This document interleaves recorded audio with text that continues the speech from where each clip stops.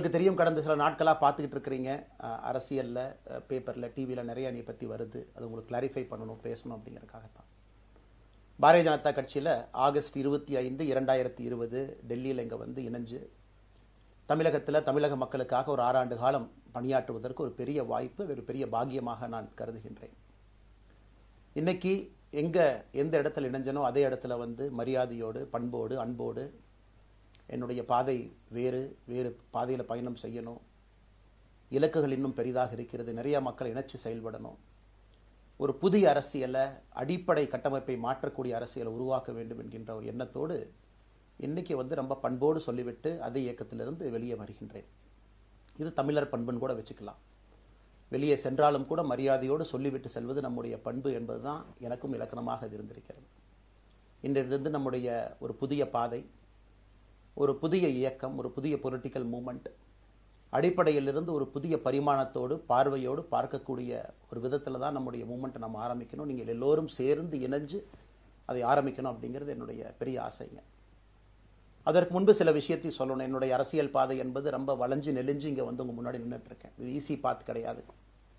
ஒரு கிராமத்தில் பிறந்து ஒரு சாதாரண குடும்பத்தில், விவசாய குடும்பத்திலிருந்து வந்து ஒரு காமன் மேன் அரசியலுக்கு வர்றதே நம்ம ஊரில் நாம் ஒதுங்கிக்குவோம், வரமாட்டோம். பட் அதே போல் என்னுடைய பாதையும் கூட 2009 கேப்டன் விஜயகாந்த் அவர்களுடைய கட்சியில் தேமுதிகவில் ஐஎம் லக்னோவில் படிக்கும் பொழுது ஒரு இன்டர்ன்ஷிப்பாக 3 மாத காலம் ஆரம்பித்து, அதன் பிறகு 10 ஆண்டு காலம் கழித்து பாரதிய ஜனதா கட்சியில் ஆரம்பித்து 6 ஆண்டுகள் பாரதிய ஜனதா கட்சியிலிருந்து இன்னைக்கு தனித்துவமாக நம்முடைய இயக்கத்தை மக்கள் முன்னாடி வைக்கணும். உங்கள் முன்னாடி வைக்கிறேன்.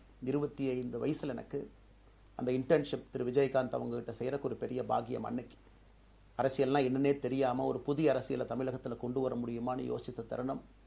இன்னைக்கு வயது 42, கிட்டத்தட்ட 17 ஆண்டுகள் போராடிக்கிட்டே இருக்கிறேன். ஒரு புதிய பாதை உருவாக்க முடியுமா, ஒரு பெட்டர் பாலிடிக்ஸ், ஒரு பெட்டர் சொசைட்டி கொண்டு வர முடியுமா.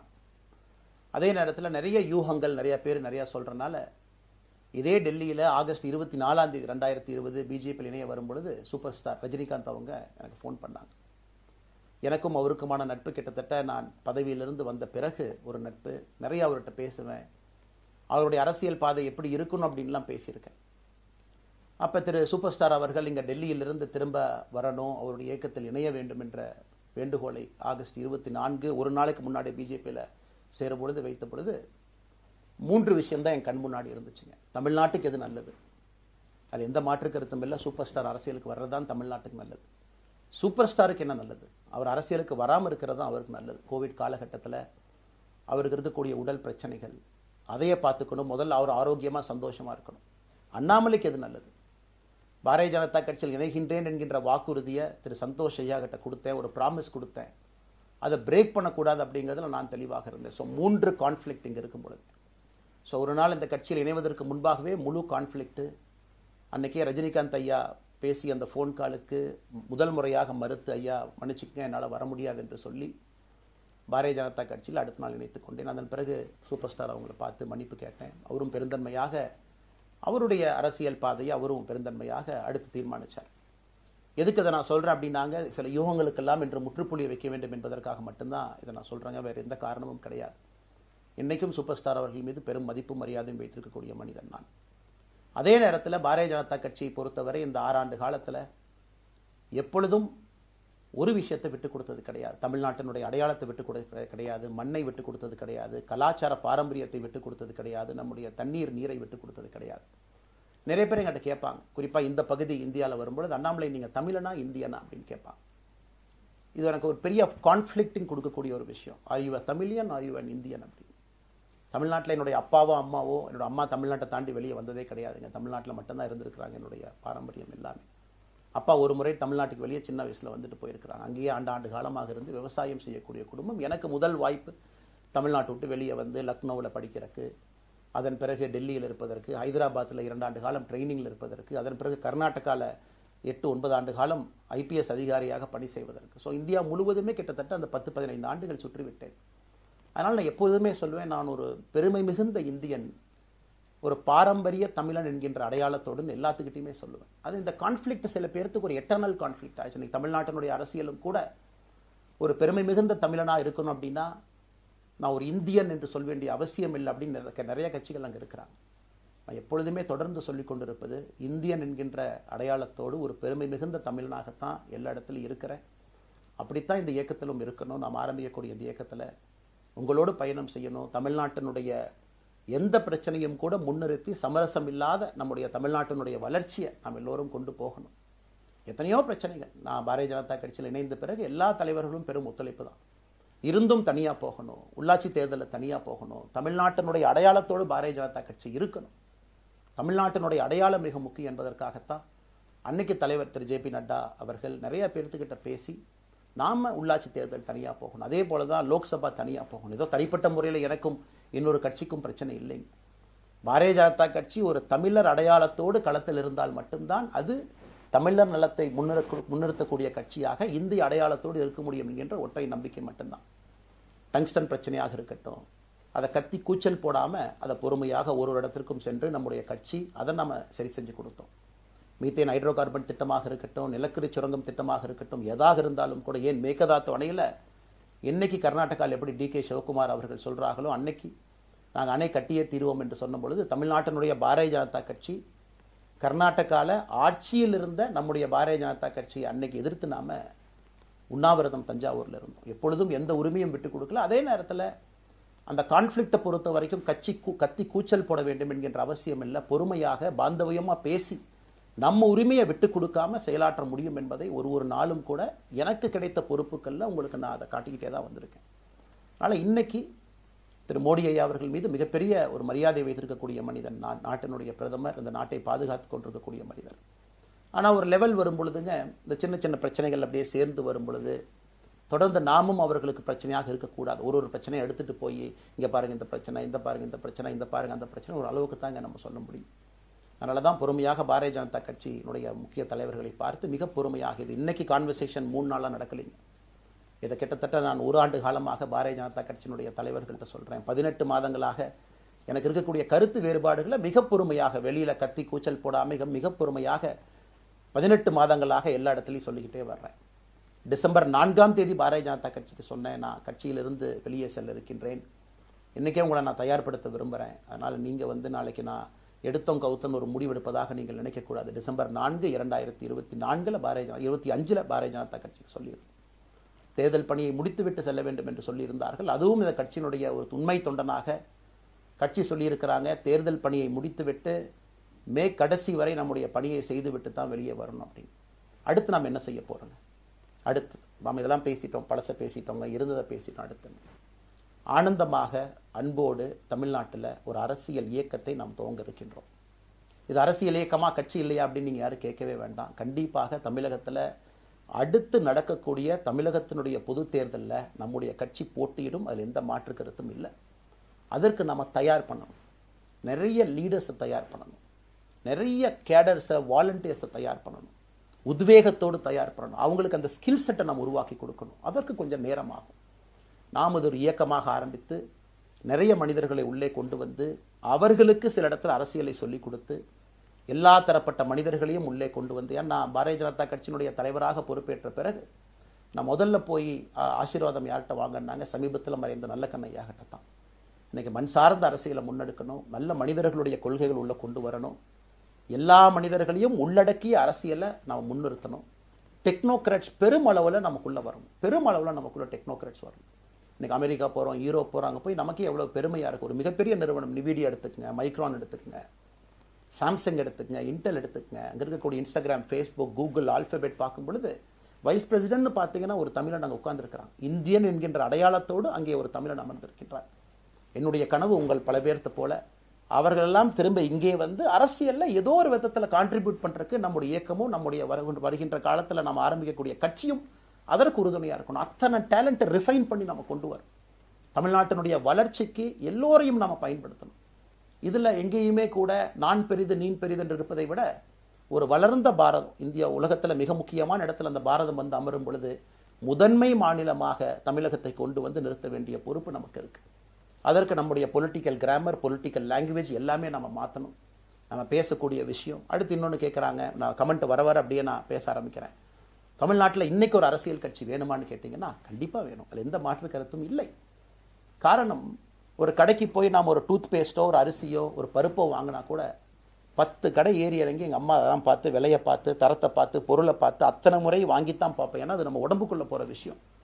ஆனால் அரசியல் கட்சி இன்னைக்கு எத்தனையோ கட்சிகள் இருந்தாலும் கூட என்னுடைய நம்பிக்கை, நம்முடைய நம்பிக்கை, வருகின்ற காலத்தில் நம்முடைய அரசியல் இயக்கம் கட்சியாக மாறும் பொழுது மக்கள் அந்த தரத்தை பிரித்து பார்ப்பார்கள். தலைவர்கள் எப்படிப்பட்டவர்கள்? நாம எல்லோருமே காமன் மேன் பொலிட்டீஷியன்ஸ். பக்கத்து வீட்டுக்காரங்க மாதிரி தான் மக்கள் நம்மளை பார்க்க போறாங்க. தூரத்திலிருந்து நாம் கை காட்ட போவது கிடையாது. ஏன்னா நாம் யாரும் அப்படிப்பட்ட குடும்பத்திலிருந்து வரவில்லை, அப்படிப்பட்ட வளர்ப்பு நமக்கு இல்லை, நாம் யாரும் அப்படி இல்லை, தமிழனுடைய கலாச்சாரமும் பண்பாடும் இல்லை. அதெல்லாம் கூட நம்முடைய அரசியல்ல முதல் நாள்ல இருந்து கல்ட் பாலிடிக்ஸ்ல இருந்து நம்ம வெளியே வரணும். அரசியல் மாற்றம்னு சொல்றாங்க, ஆனால் அதே கல்ட் பாலிடிக்ஸ். நாம அதில் இருக்க போறது இல்லை. கல்ட் பாலிடிக்ஸ்ல இருந்து வெளியே. அண்ணாமலை என்ன பிறந்த நாளா 10 பேர் கொண்டாடணுமா? அதனாலதான் நம்ம பிறந்த நாள் அன்னைக்கு எதுவுமே நம்ம செய்யல. என்னுடைய பிறந்தநாள் என்பது உங்கள் பிறந்தநாளை போல ஒரு நாள். நான் அரசியல் வருவதை என் பிறந்தநாளை எப்பவுமே கொண்டாடினது கிடையாது. அரசியல் வந்ததுக்காக சில பேர் போஸ்ட் அடிச்சு ஒட்டுறான். அந்த கலாச்சாரத்தையும் உடைக்க வேண்டும் என்பதற்காகத்தான் நேற்று நாம் எதுவுமே பேசலைங்க, இன்னைக்கு நம்ம பேசுறோம். இந்த கல்ட் பாலிடிக்ஸ்ல இருந்து வெளியே வரணும். ஒரு காமன் மேன் பாலிடிக்ஸை முன்னிறுத்தணும். சமரசம் இல்லாத கொள்கை இருக்கக்கூடிய இயக்கமாக அது கட்சியாக முன்னாடி வரணும். அவ்வளவு குவாலிட்டியான லீடர்ஸை நம்ம பில்ட் பண்ணணும். ஒரு முதலமைச்சர் தமிழகத்தை மாற்ற முடியுமான்னு கேட்டீங்கன்னா கண்டிப்பா முடியாது. முதலமைச்சர் இருக்கக்கூடிய 35 கேபினெட் அமைச்சர்கள் மாற்ற முடியுமான்னு கேட்டால் கண்டிப்பா முடியாது. 234 சட்டமன்ற உறுப்பினர்கள் மாற்ற முடியுமான்னு கேட்டால் முடியாது. 39 பாராளுமன்ற உறுப்பினர்கள் மாற்ற முடியுமான்னு கேட்டீங்கன்னா முடியாதுங்க. அவர்களோடு உள்ளாட்சி பிரதிநிதிகளாக இருக்கக்கூடிய கிட்டத்தட்ட 30,000க்கும் மேற்பட்ட பிரதிநிதிகள், பஞ்சாயத்து தலைவரிலிருந்து ஆரம்பித்து கவுன்சிலரிலிருந்து ஒரு கார்பரேஷன் கவுன்சிலரிலிருந்து மேயரிலிருந்து, நம்முடைய நோக்கம் எல்லா இடத்துலையும் கிளீன் பாலிடிக்ஸ் கொண்டு வரும், எல்லா இடத்துலையும் கிளீன் கவர்னன்ஸ் கொண்டு வரும், எல்லா இடத்துலையும் ஹானஸ்ட், எஃபிஷியன்ட், கேபபிள், வேலையை செய்து முடிக்கக்கூடிய திறன் படைத்த தலைவர்கள் அங்கே கொண்டு வந்து வைக்கணும். அதே நேரத்தில் பாலிடிக்ஸ் என்பது ஒரு ஃபேமிலிக்கு மட்டுமல்ல, தொடர்ந்து நாம மட்டும் இருப்போம் அப்படி இல்லைங்க. நம்ம இயக்கம் கட்சியாக மாறும் பொழுது உங்கள்கிட்டலாம் பேசி நம்ம டேர்ம் லிமிட் கொண்டு வரோம். நாம் ஒரு வித்தியாசமான கட்சினா எல்லோருக்கும் வாய்ப்பு கொடுக்கணும். 140 கோடி மக்கள் வசிக்கக்கூடிய அந்த நாட்டில், தமிழகத்தில் கிட்டத்தட்ட 8 கோடி பேர்த்துக்கு நாம் இருக்கோம். 5.5 கோடிக்கு மேற்பட்ட வாக்காளர்கள் இருக்கும் பொழுது எல்லோரையும் அரசியலுக்கு வாய்ப்பு கொடுக்கணும். டேர்ம் லிமிட் கொண்டு வரணும். எத்தனை முறை எம்எல்ஏவாக இருக்கணும், எத்தனை முறை எம்பியா இருக்கணும், எல்லோருக்கும் அது பொருந்தும், எனக்கும் அது உட்பட. The permanent leaders, permanent MLAs, permanent ministers, permanent MPs, அதை நம்ம உடைக்க போறோம். அதில் எந்த மாற்று கருத்தும் இல்லை. அது என்னை ஆரம்பித்து முதல் மனிதனாக இந்த இயக்கத்தில் இணைத்துக் கொண்டிருக்கக்கூடிய என்னை, ஒரு சாதாரண ஒரு மனிதராக என்னை ஏற்றுக் கொண்டிருக்கக்கூடிய ஒரு காமன் மேன் என்னை ஆரம்பித்து எல்லோருக்கும் இது பொருந்தும். இதை நாம இந்த இயக்கம் கட்சியாக மாறுகின்ற முதல் நாள்ல நம்ம சொல்ல போறோம். No chair is permanent for anybody. அதில் நம்ம ரொம்ப தெளிவாக இருக்கின்றோம். புதியவர்கள் வரணும், வந்துகிட்டே இருக்கணும். It should flow like a water. New ideas வரணும், அந்த ஸ்ட்ரீம் போய்கிட்டே இருக்கணும். நம்மை தாண்டி இந்த இயக்கம் நிற்கணும். This movement should stand beyond us, not in name but in purpose and pursuit of excellence. இதெல்லாம் ஏதோ அண்ணாமலை அப்படிங்கிற பேர் கிடையாதுங்க. அதனால தான் ரொம்ப யோசிச்சு நாம கொண்டு வந்திருக்கோம். www.vetheleader.org அப்படிங்கிற அமைப்பு ஏற்கனவே 2020 நாங்கள் எல்லாம் சேர்ந்து ஆரம்பித்த அமைப்பு. நான் பேசி முடிச்சோன்னா அந்த லிங்க் உங்களுக்கு லைவாக வந்துடும். vetheleader.org-ல நீங்கள் உங்களை வாலண்டியராக இன்னைக்கு பொலிட்டிக்கல் ஒரு மூமெண்ட்டில் உங்களை நீங்கள் நினைச்சுக்கணும். நாம எல்லோரும் ஒன்று சேர்ந்து பேசுவோம். அதனால தான் இன்னைக்கு கோயம்புத்தூரில் இன்னொரு அறிவிப்பும் கூட கொடுக்கணும். எல்லாத்தையும் டைரக்டாக எப்படி நம்ம பாலிடிக்ஸ்குள்ள கொண்டு வர போகிறோம். APJ Abdul Kalam center for ethics and politics, APJ Abdul Kalam ஐயாவுடைய பேரில் கோயம்புத்தூரில் வீத லீடர்ஸ்க்கு கீழே நாம பாலிடிக்ஸ்ல எத்திக்ஸ்க்காக ஒரு சென்டர் ஆரம்பித்து வருகின்றவங்க எல்லாமே இதுக்குள்ள ட்ரெயின் ஆகி தான் வெளியே வருவாங்க. உள்ளாட்சி தேர்தலில் நிற்கிறாங்க, they will get trained, come and stand in local body election. MLA election நிற்கிறாங்க, they will get trained, they will come and stand in election. அவங்க எங்க நின்னாலும் கூட ஒரு ப்ராசஸ்ல நாம் அவங்கள ட்ரெயின் பண்ணி, அவங்கள ஷேப் பண்ணி, ஒரு கம்யூனிட்டியினுடைய நீட்ஸ் அண்டர்ஸ்டாண்ட் பண்ணி அரசியல் செய்யக்கூடிய மனிதர்களாக நாம் அவங்கள கொண்டு வர போறோம். நாம் யாருக்கும் போட்டி கிடையாது. ஆளுங்கட்சி இருக்கு, நிறைய எதிர்கட்சி இருக்கு, எல்லோரும் இருக்கட்டும், சந்தோஷமா இருக்கட்டும், அவங்கவுங்க கொள்கையை சொல்லட்டும். நம்முடைய கொள்கையும் வருகின்ற காலத்தில் நம்ம எல்லோரும் இணைஞ்சு நம்ம கொள்கையை சொல்ல போறோம். இன்னைக்கு நான் ஏபிஜே அப்துல் கலாம் ஐயா அப்படிங்கிற பேரை உங்க முன்னாடி சொன்னதுக்கான காரணம் என்னன்னா, அவரை நான் மாணவனா பார்த்திருக்கிறேன், ஐபிஎஸ் அதிகாரியா பார்த்திருக்கிறேன், கேள்விகள் கேட்டிருக்கேன், லைவா அவர் பேசினதை கேட்டிருக்கேன். அவர் சொன்ன அத்தனை கான்செப்ட் இன்னைக்கு நமக்கு எப்போ பொருந்தோம், இன்னைக்கு பொருந்தும். எப்பவோ சொன்னார் விஷன் 2020, எப்போ சொன்னாருங்க? 2020. நம்ம 2020ங்கிறது 2000த்துல சொன்னார். நாம அந்த கோல் போஸ்ட் அப்படியே மாத்திட்டோம். அது மட்டும் இல்லை, அன்னைக்கு சொன்னாரு கிராமப்புறத்திலிருந்து நகரத்துக்கு யாரும் போகக்கூடாதுன்னா புறா providing urban amenities and rural areas, கிராமப்புறத்தில் அவ்வளவு ஃபெசிலிட்டியை கொண்டு வரணும். அது எல்லாம் கூட இன்னைக்கு யாருக்கு பொருந்ததோ இல்லையோ நம்முடைய சமுதாயத்துக்கு பொருந்தும். அவ்வளோ விஷயங்கள் சொல்லியிருக்கக்கூடிய ஏபிஜே அப்துல் கலாம் ஐயா நமக்கு மிக முக்கியமானவர். அவருடைய கருத்தியல் நமக்கு மிக மிக முக்கியமானது. ஒரு தேசிய மனிதராக, பெருமை மிகுந்த தமிழனாக வாழ்ந்து மறைந்திருக்கக்கூடிய ஒரு அற்புதமான மனிதர். நிறைய நம்முடைய தலைவர்கள் இருக்காங்க. அத்தனை கொள்கைகளும் வேண்டும். ஒரு ஐடியாலஜி பார்த்தீங்கன்னா ரைசஸ் அண்ட் ஃபால்ஸ். எந்த ஐடியாலஜியும் பெர்மனன்ட் நான் பிடிச்சிருப்பேன். கம்யூனிசம் 100 ஆண்டுகளுக்கு முன்பு எப்படி இருந்த ideology, for right movements, for left movement, centrist movement, liberal movement, ஒரு அரசியல் சரித்திரத்தை பார்க்கும் பொழுது அந்த ஐடியாலஜி தன்னைத்தானே மாற்றிக்கொள்ளவில்லை என்றால், அடுத்த தலைமுறைக்கு தேவையான வசதியை செய்து கொடுக்கவில்லை என்றால், அது எந்த ஐடியாலஜியாக இருந்தாலும் அது அழியும் என்பதுதான் காலத்தினுடைய கட்டாயம். நம்ம பார்த்துக்கிட்டு இருக்கோம். நாம் அதை தாண்டி நிற்கணும். நம்ம மூமெண்ட் அதையெல்லாம் தாண்டி மக்கள்கிட்ட நிற்கணும். இத்தனை பேர்த்த நம்ம எடுத்துகிட்டு போகணும். பெரிய ரிஸ்க் தாங்க, இது சாதாரண வேலை இல்லை. நம்ம எல்லோருமே மிடில் கிளாஸ் தான், காமன் பீப்புள் தான். நமக்கு ஒரு பெடிகிரி கிடையாது, பிஸ்னஸ் நம்ம அதில் பெருசாக அதுலேருந்து வரல, நமக்கு ஒரு ஸ்டார் வேல்யூ கிடையாது, ஒரு பெரிய பாரம்பரியமான அரசியல் கட்சி ஆரம்பித்து நம்ம கையில் யாரும் தூக்கி கொடுக்கல. நாம் எல்லோரும் கஷ்டப்பட்டு ஒரு படியாக தான் அந்த மூமெண்ட்டை கொண்டு போகணும். அதனால் என்னோடு வர நினைக்கக்கூடிய எல்லோருக்கும் என்னுடைய அன்பு வேண்டுகோள், கொஞ்சம் பொறுமை, கொஞ்சம் நிதானம். ஏன்னா ஒரு செங்கல் எடுத்து வைக்கும் பொழுது அது ஐடியலிசத்தோடு வைக்கிறோம், நேர்மையோடு வைக்கிறோம். தமிழகத்திற்கு ஒரு மாற்றத்தை கொடுக்க வேண்டும் என்கின்ற நோக்கத்தில் அந்த செங்கலை வைக்கும் பொழுது அந்த செங்கலுக்கு கியூரிங் ஆகிறதுக்கு ஒரு டைம் வேணும். அந்த செங்கல் பிடிமானத்தோடு நிற்கணும். அதன் பிறகுதான் அந்த பில்டிங் நிற்கும். இல்லாட்ட அடிக்கக்கூடிய புயல் காட்டுக்கு சாயக்கூடிய பில்டிங்கை நம்ம கட்ட போகிறது இல்லைங்க. அதனால் எல்லோருக்கும் நிறைய பேர் மெசேஜ் போடுறீங்க, மாற்றுக் கட்சியில் இருக்க உடனே கிளம்பி வரட்டுமான். எல்லோரும் சந்தோஷம். wetheLeader.org எல்லோரும் இணைஞ்சு இயக்கமாக அது விரைவில் சரியான நேரத்தில் நாம் அந்த மசில், ஜிம்முக்கு போனால் கூட நேரடியாக 50 கிலோ தூக்க முடியாதுங்க, 10 கிலோலேருந்து 50 கிலோவுக்கு போகும். நாம் அந்த மசிலை பில்டு பண்ணி அந்த மெட்டில் ஃபைபரை நம்முடைய தோழர்களுக்கு நம்ம பில்டு பண்ண உடனே அது பொலிட்டிக்கல் பார்ட்டியாக அது மாறும். அதுவரை பொறுமை பொறுமை பொறுமை. அவசரமாக ஒரு வெயிட்டை தூக்கி முதுகு பிடிச்சி கால் பிடிக்கிறத விட சரியாக ஒரு திசையிலும் அதை கொண்டு போய் இதை பக்காவான முறையில் நம்ம அதை செய்வோம். அதனால் இன்றிலிருந்து நம்முடைய wetheLeaders.org அதில் மூமெண்ட் நம்ம ஆரம்பிக்கிறோம். கோயம்புத்தூரில் ஏபிஜே அப்துல் கலாம் ஐயாவோட பேரில் centre for ethics and politics அதை உருவாக்குறோம். உள்ளாட்சி தேர்தலுக்கு நிறைய மனிதர்களை இங்கிருந்து நம்ம அனுப்புகிறோம். அவங்க உள்ளாட்சி பிரதிநிதிகளாக வர்றாங்க. குட் பாலிட்டிக்ஸை நம்ம சொல்லிக்கிட்டே வர்றோம். அதனால தான் நான் அடிக்கடி சொல்லுவாங்க, நாம் மாறுவோம், மாற்றம் தானாக நடக்கும். ஸோ அதனால தான் நம்முடைய இந்த மூமெண்ட்டினுடைய கொள்கையே மாறுவோம், மாற்றுவோம். Let us also change to bring change. இந்த ரெண்டையும் செய்வோம். யாரும் இதுவும் வன்மம் கிடையாது. அதே நேரத்தில் நம்முடைய சமூக வலைதளத்தில் இருக்கக்கூடியவங்களை நான் வாரியர்ஸ்னு சொல்லிங்க, you are the change agents. என்னை பொறுத்தவரை ஒரு மாற்றத்தை கொடுக்கக்கூடியவங்க நீங்கள். சண்டை களத்தில் சண்டை போடுறது நம்ம வேலை இல்லைங்க, மாற்றத்தை கொடுக்கக்கூடியது நம்முடைய வேலை. கடந்து வந்த பாதையை திரும்பி பார்க்கும் பொழுது கொஞ்சம் சந்தோஷத்தோடு, அதே நேரத்தில் யாரெல்லாம் கைப்பிடிச்சு இவ்வளோ தூரம் கூட்டிகிட்டு வந்தாங்களோ அவர்களுக்கு நன்றி உணர்வோடு, நம்ம முன்னாடி செல்லக்கூடிய பாதை இதுவரை வந்த பாதையிலிருந்து கொஞ்சம் மாறுபட்டு இருந்தாலும் நம்முடைய அனுபவத்தை வைத்து அதற்காக யாரையும் திட்டி தீர்க்கணும்னு அவசியம் இல்லை. சமூக வலைதளத்தில் நாம் ரொம்ப ரெஸ்பான்சிபிளாக இருப்போம். தமிழ்நாட்டில் இன்றைக்கி இருக்கக்கூடிய பிரச்சனை, என்ன கமெண்ட் வேணாலும் யார் வேணாலும் போடலாம், பேசலாம், மைக்கே முன்னாடி இருக்குது, நான் பேசிட்டு போயிடுவேன்னு நினைக்கிறீங்க. பாதிக்கப்படுறவங்க பின்னாடி ஒரு குடும்பம் இருக்குது, குட்டி இருக்குது, குழந்தை இருக்குது, அவங்களுக்கும் ஒரு தனி அடையாளம் இருக்குது.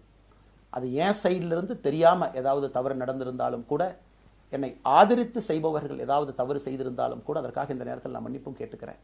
இப்போ இருந்து நம்முடைய பாதை, முன்னாடி செல்லக்கூடிய பாதை என்பது மக்களுக்கான பாதை, ஒரு பாசிட்டிவான பாத். காமன் மேன் பாலிட்டிக்ஸை நம்ம பில்ட் பண்ணுறோம், ஃபவுண்டேஷனோடு மேலே வரப்போகிறோம். தமிழ்நாட்டை எல்லா இடத்திலும் கூட கீழிருந்து மேலே வரை அந்த மாற்றத்தை கொண்டு வர போகிறோம். அதனால தான் நான் இன்ஸ்டாகிராம் லைவ்ல வந்தேன். ஒரு புதிய தலைமுறையை நம்ம அரசியலுக்குள்ள கொண்டு வரணும். அவங்களை ஒதுக்கி வைக்க முடியாது. ஏன் அப்படி ஓட்டு போடுறாங்க, ஏன் அப்படி ஓட்டு போடுறாங்க கேட்க முடியாது. They are hungry for change. மாற்றம் வேண்டும் என்று துடித்துக் கொண்டிருக்கின்றார்கள். உடனே நடக்கணும். யூரோப்பியன் கண்ட்ரி போகிறாங்க, டூர் பார்க்குறாங்க, சோஷியல் மீடியா பார்க்குறாங்க. தமிழ்நாட்டில் ஏன் நாளைக்கு காலையில் நடக்கலைங்க? அதே நேரத்தில் நம்முடைய பெரியவர்கள் எத்தனையோ பேர் நான் பார்க்குறேன். வயசான நம்முடைய பெரியவர்கள் நடந்து போகிறதுக்கு கூட இன்றைக்கி ஒரு பார்க் நமக்கு கிடையாது. சாயந்தரம் ஆனந்தமாக இத்தனை காலமாக உழைத்து விட்டு வீட்டில் இருக்கிறாங்க. ஓய்வெடுக்கக்கூடிய நேரத்தில் கூட ஒரு கிரீன் ஸ்பேஸ் அர்பன் ஏரியாவில் கிடையாது, ரூரல் ஏரியாவில் கிடையாது. இத்தனை 60 ஆண்டு காலம் இந்த நாட்டில் வாழ்ந்தும் கூட கடைசி 20 ஆண்டுகள் நிம்மதியாக இருப்பதற்கான கட்டமைப்பை நம்ம உருவாக்கல. ஸோ எல்லாத்தையும் நம்ம யோசிக்கணும். ஒரு பக்கம் ஜென்சி, ஜென் ஆல்ஃபா யூத் இருக்காங்க, அந்த வேகத்துக்கு தீனி போடணும். இன்னொரு பக்கம் வயதான பெரியவர்கள், முதிர்ச்சி அடைந்தவர்கள், பக்குவப்பட்டவர்கள் இருக்கிறாங்க. அவங்களுடைய கடைசி காலத்தை பக்குவமாக வாழ்வதற்கான வசதியை நாம் ஏற்படுத்தி கொடுக்கணும். அதனால் ரொம்ப நேரம் நான் பேசிக்கிட்டே போலிங்க. அதனால் நிச்சயமாக வருகின்ற காலத்தில் நிறைய பேசுவோம், நிறைய விஷயங்களை நாம் பேசுவோம், நிறைய விஷயங்களை பகிர்ந்து கொள்வோம். அதனால் நிச்சயமாக நமக்கு நல்லது நடக்கும். இன்னொரு கேள்வி கேட்டிருக்கீங்க. ஏன்னா நான் பேச பேச அது அப்படியே மேலே வந்துட்டு இருக்கேன். எனக்கு இது புதுசுங்க. அப்படியே நானும் மேனேஜ் பண்ணி பேசிட்டு இருக்கேன். உங்களுக்கும் பிரதமருக்கும் இருக்கக்கூடிய முடிவு, நம்முடைய பிரதமர் மோடி அவர்கள் நம்முடைய பிரதமர், அந்த கௌரவம் இருக்கும். ஆனால் பாரதிய ஜனதா கட்சியிலிருந்து ஒரு விஷயத்தை நம்ம டிஸ்அக்ரி பண்ணுறோன்னா கம்பீரமாக ஸ்ட்ரெயிட்டாக நம்ம டிஸ்அக்ரி பண்ணுவோம். 3 மொழி கொள்கை சமீபத்தில் கொண்டு வந்திருக்கக்கூடிய டைம் டேபிளில் மாற்றம் 2029 தான் 9ஆம் கிளாஸ் பசங்க 3வது மொழியை படிச்சிருக்கூடாது, 2020 மாற்றிய பொழுது நான் குரல் கொடுத்தேன். அதில் எந்த மாற்று கருத்தும் இல்லை. நாம் அப்போஸ் பண்ணுறதுக்காக யாரையும் அப்போஸ் பண்ண மாட்டாங்க, எதிர்ப்பதற்காக நம்முடைய அரசியல் கிடையாது. எப்படி திமுகவை பார்க்கின்றோமோ, எப்படி அதிமுகவை பார்க்கின்றோமோ, எப்படி டிவிகேவை பார்க்குறோமோ, எப்படி அண்ணன் சீமான் அவர்களை பார்க்குறோமோ, எப்படி அண்ணன் அன்புமணி அவர்களை பார்க்குறோமோ, எப்படி இங்கே இருக்கக்கூடிய எல்லா தலைவர்கள், அண்ணன் ஜி.கே. வாசன் அவர்கள், ஏசி சண்முகம் அவர்கள், பாரிவேந்தர் அவர்கள், ஜான் பாண்டியன் அவர்கள், எல்லா கிருஷ்ணசாமி ஐயா அவர்கள், ஐயா வைகோ அவர்கள், அம்மா பிரேமலதா அவர்கள், எல்லா தமிழகத்தில் இருக்கக்கூடிய எல்லா அரசியல் கட்சியினுடைய தலைவர்கள் எப்படி பார்க்கிறோமோ அப்படித்தான் நான் பாரதிய ஜனதா கட்சியை பார்ப்பேன். அதற்காக நம்ம போய் ஒரு வன்மமோ எதுவும் கிடையாது. கட்சி அவங்க கொள்கையை அவங்க முன்னிறுத்த போறாங்க. நம்ம இயக்கத்தினுடைய கொள்கை, நம்ம கட்சியினுடைய கொள்கையை நம்ம முன்னிறுத்த போறோம். யாருக்கும் நாம் போட்டி கிடையாது. மக்கள் முன்னாடி தரம் பார்த்து மக்கள் நம்மை தேர்ந்தெடுப்பார்கள் என்கின்ற நம்பிக்கையோடு மக்கள் முன்னாடி நம்ம நிற்கிறோம். அடுத்து இன்னொரு கேள்வி கேட்டீங்க. அமித்ஷாஜி அவங்கள நீங்க பார்த்தீங்க, போட்டோலாம் வந்துச்சு, என்ன விஷயம் அப்படின்னு.